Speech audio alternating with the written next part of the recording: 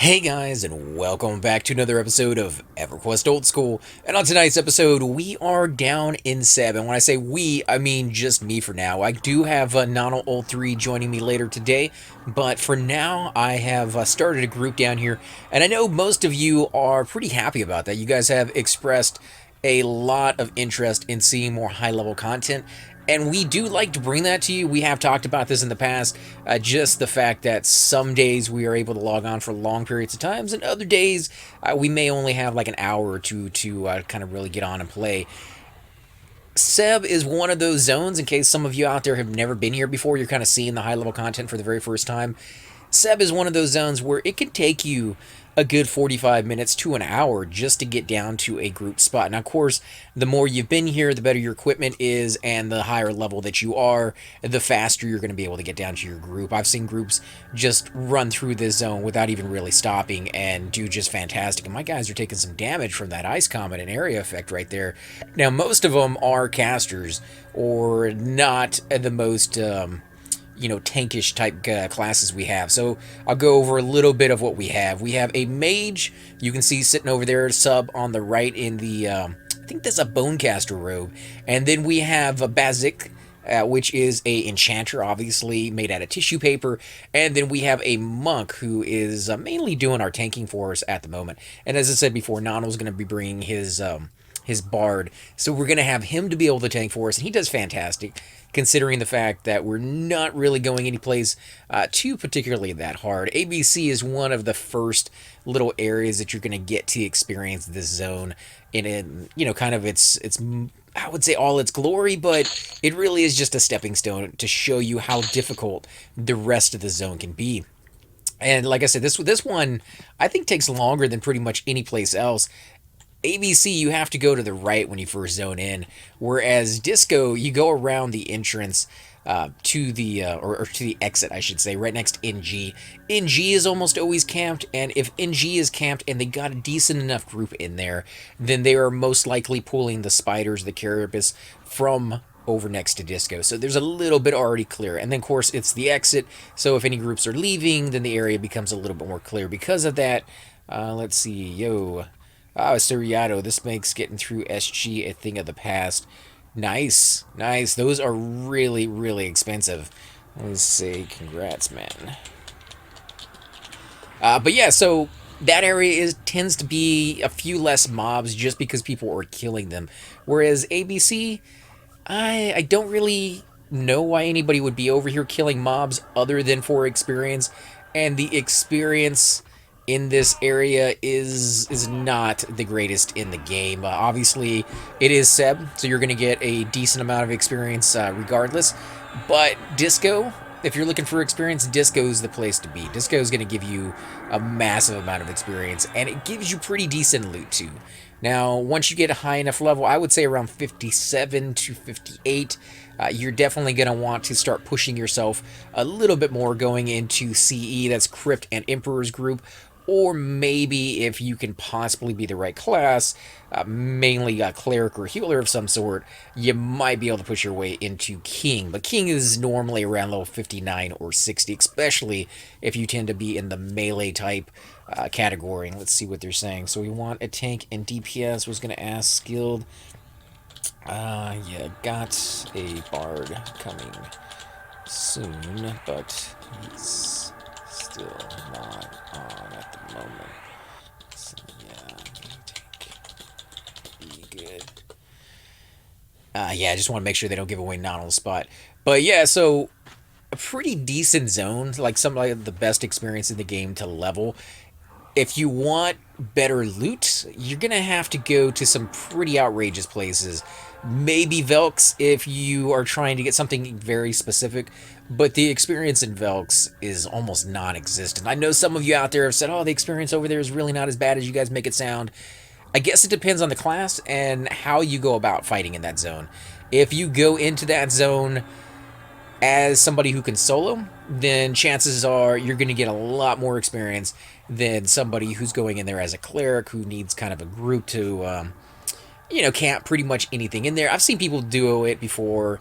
It can be done, and it can be done fairly efficiently as well. But for me, the way I always play my cleric has been group oriented. I like, even if I don't need it, I like to have a full group. I always feel like the game was designed that way, and yeah, I guess because I played on live when it was really, really populated, it was kind of seen as, like, I hate to say greedy, but it was kind of seen as greedy if if you take a spot for yourself that a full group could use instead of sharing it with other people, because there just wasn't enough mobs to go around back then. There's only a finite number of mobs in the zone, and if you have 30, 40 people in the zone, most of the group's spots in here are already taken.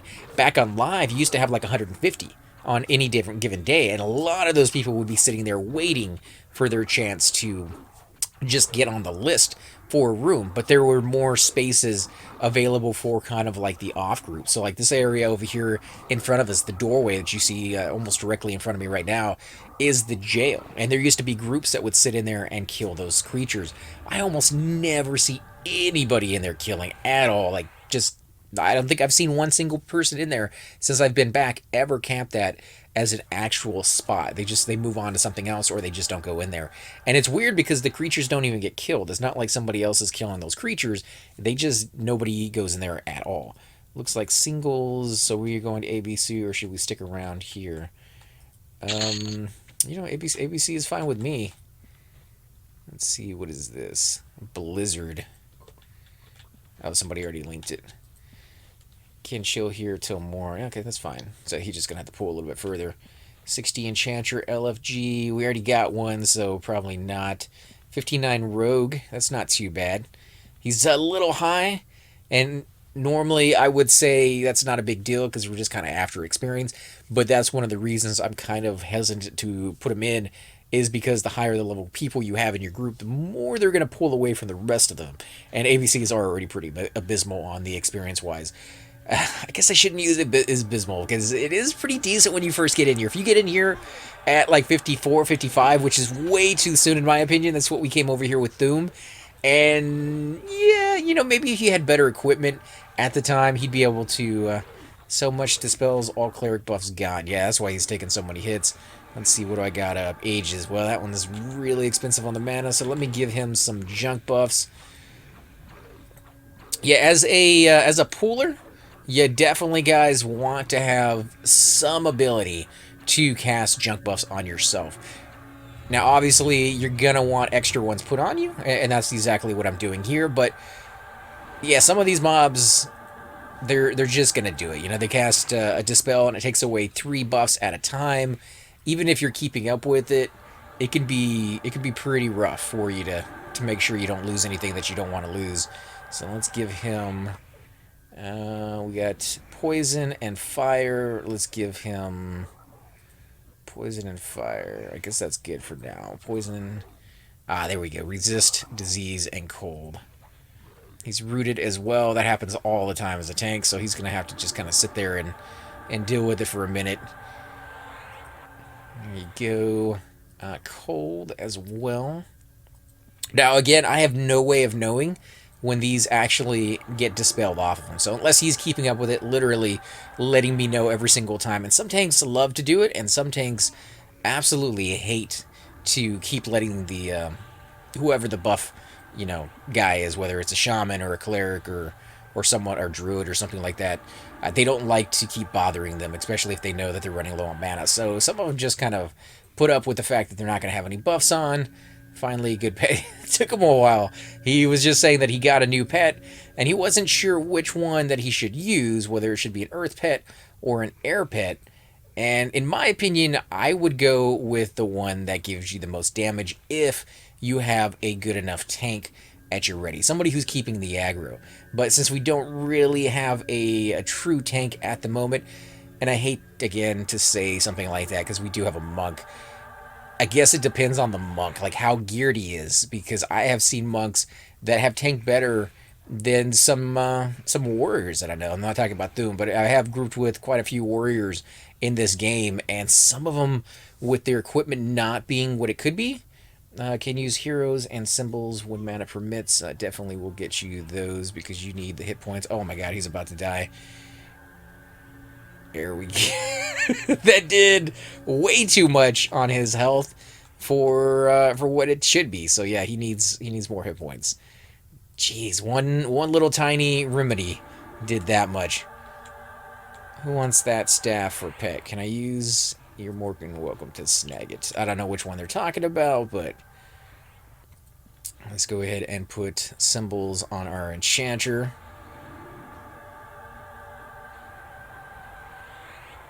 There we go. I am at 40% mana. Let me just let them know what it's at the moment. Oh, wow. He's taking a little bit more hits.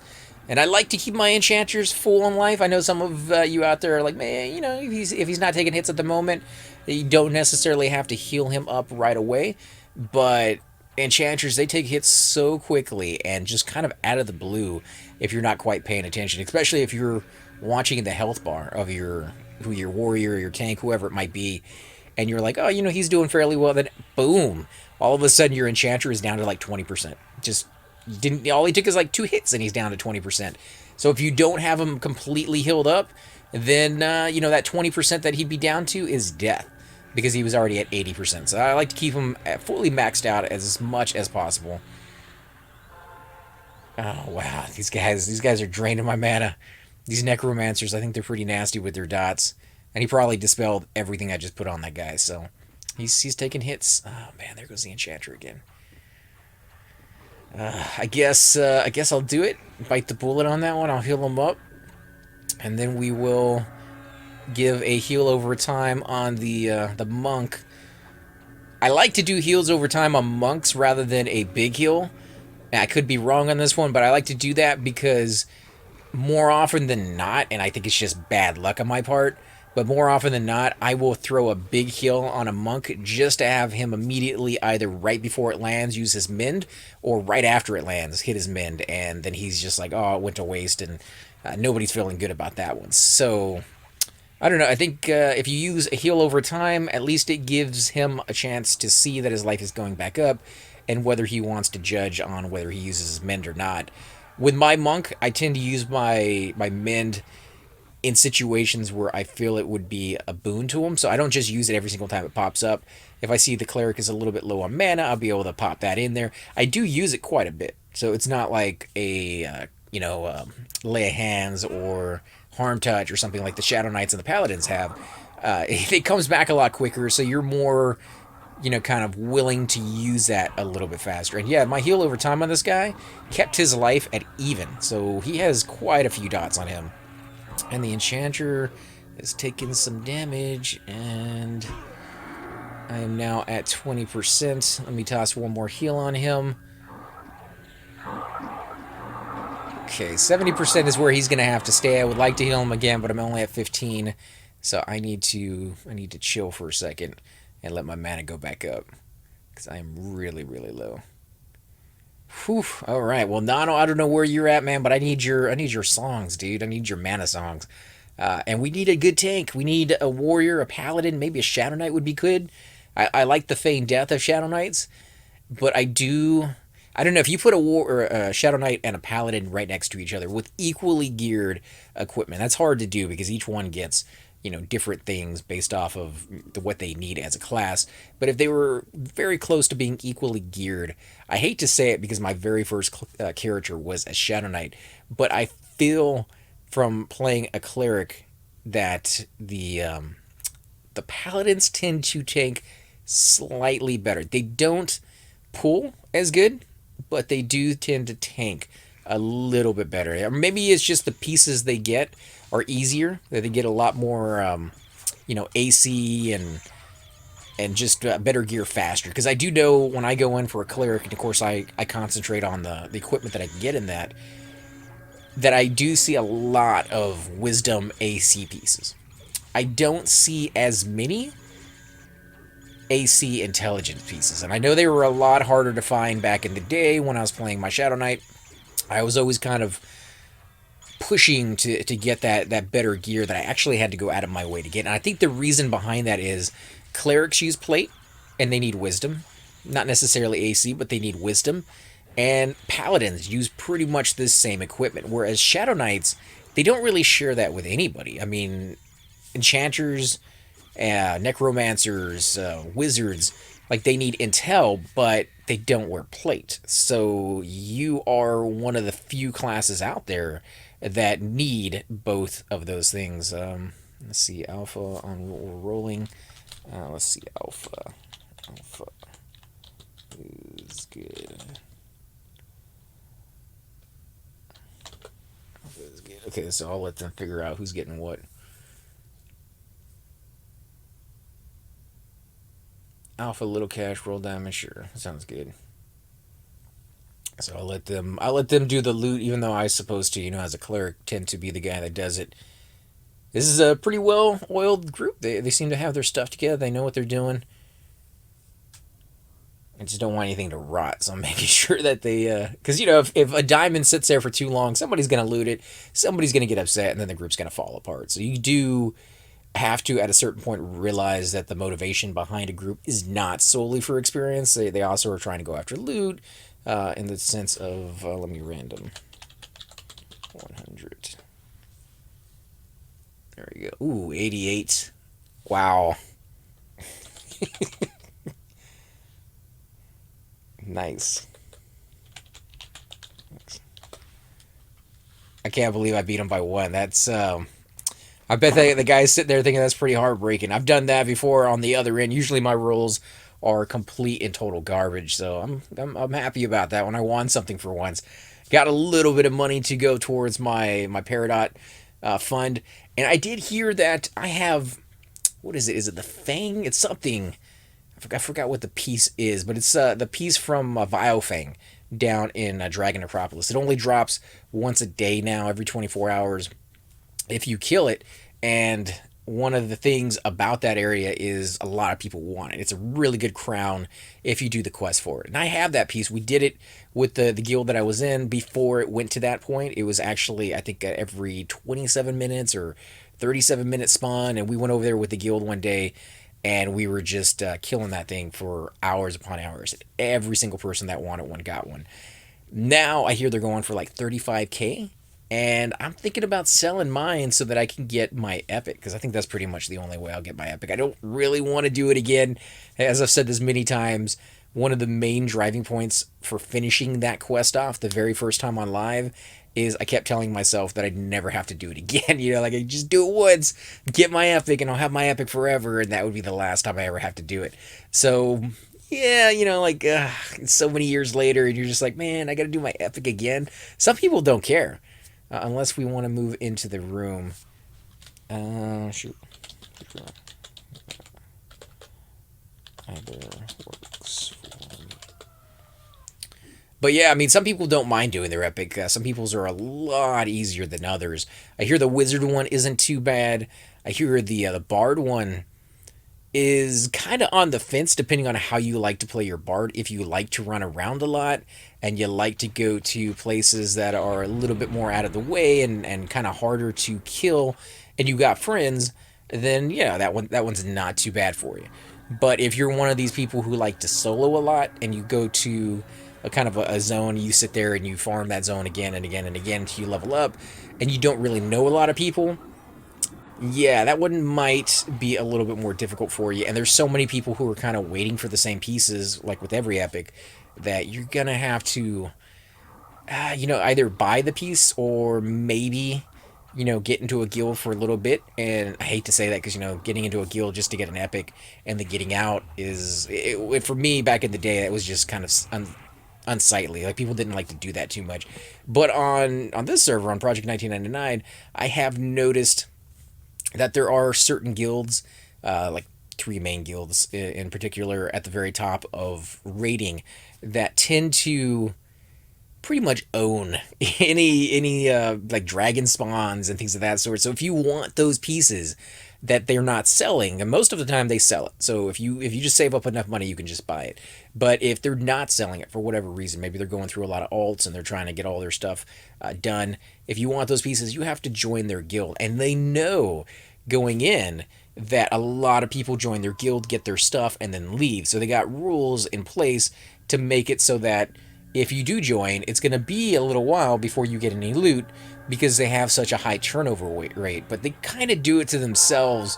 The reason they have a high turnover rate is because they do take every spawn, and nobody else can compete with them, and therefore people have to join to get it. And they don't really want to join that guild, they just want the item. So it's kind of like this vicious circle that stops them from really, I think, getting a lot of people in their guild that stay in their guild. And I think when you have a guild where people join and then leave and join and leave, it creates almost a open door policy for even the people who've been there for a while to be like, well, people join and leave all the time. I don't. It's not really that big of a deal. I'll just go ahead and leave, whenever I feel like it as well. So I don't know. I haven't joined a guild like that yet. I could be completely wrong. This is just like an outsider looking in on things that I see going on in some of those, or hear going on in that guild as well. Oh man, there's a bard right there. That would be perfect for our group. And Nodal is nowhere to be seen yet, so we might try getting that bard in and just having two bards. I mean, that would work. Oh, he has a warrior too, so let's see if he wants to join. Littul want to join a C group. Let's get that in there. Now, normally I would not read out what I'm typing, but I have heard that people watch this on their cell phone and on their tablet, and they want to know what I am typing out because they can't quite see it on their screen. Yeah, I'd love to. That's bard. Let me ask him, is the way clear?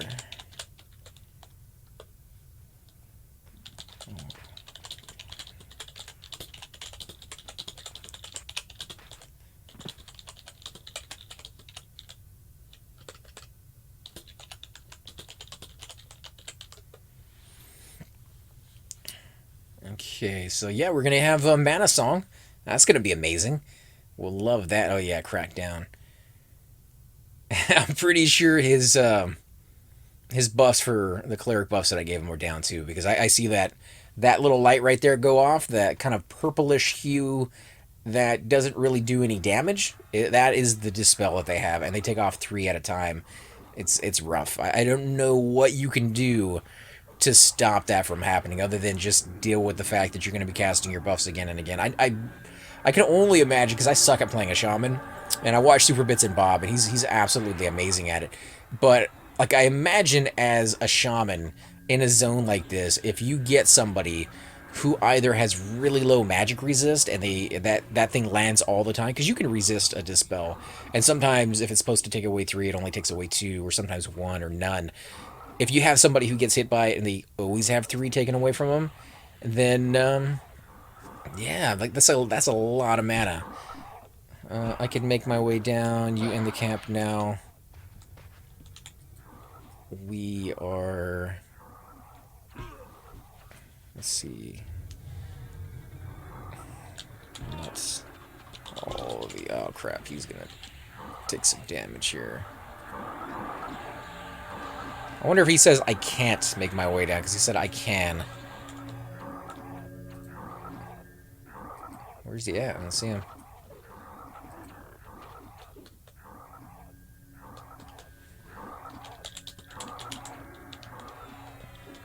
Oh, there he is. Let's grab him. Nice. Sweet. Now we got a bard, guys. It's gonna be, depending on how he's geared, and it looks like he has some decent stuff on him, he might be our main tank. Hey there, guys. Let's go ahead and take some buffs for him.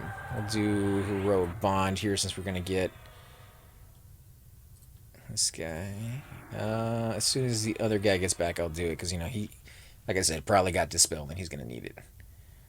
Who's up on the Sapphire Necklace? I think they were doing Alpha. So it might be me. I don't know. We'll see. Alright, so I didn't hold on one person. Let's see. Yeah, it's a new guy. New guy did not hold on. So I will hold off on giving him the other bus that I have. I don't want them to go to waste. Ah, and there's Chupa, man. Hey, man.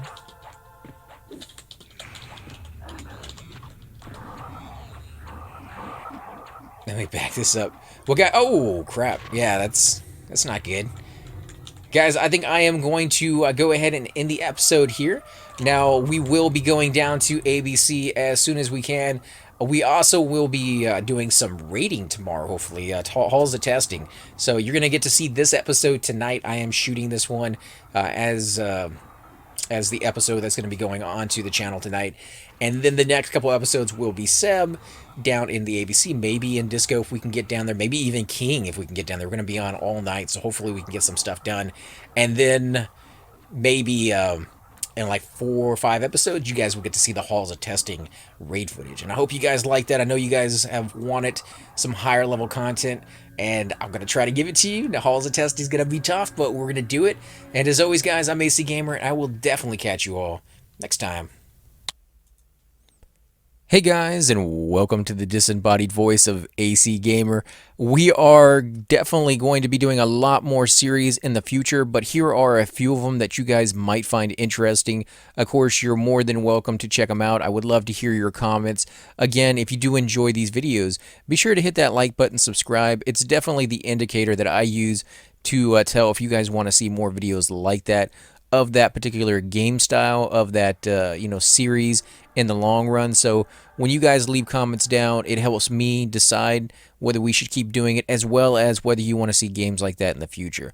And here are a few of them right here. I kind of picked out a few of different genres. We will be doing spotlights for other YouTubers in the future. So if you want to get a little shout out, definitely let me know. If you group with me, chances are you will get a shout out in here eventually. But for now, these are just 4 series that I have that I feel like could use a little bit more attention, and that you guys might actually enjoy as well. Thanks again for watching, guys, and we will definitely catch you all next time.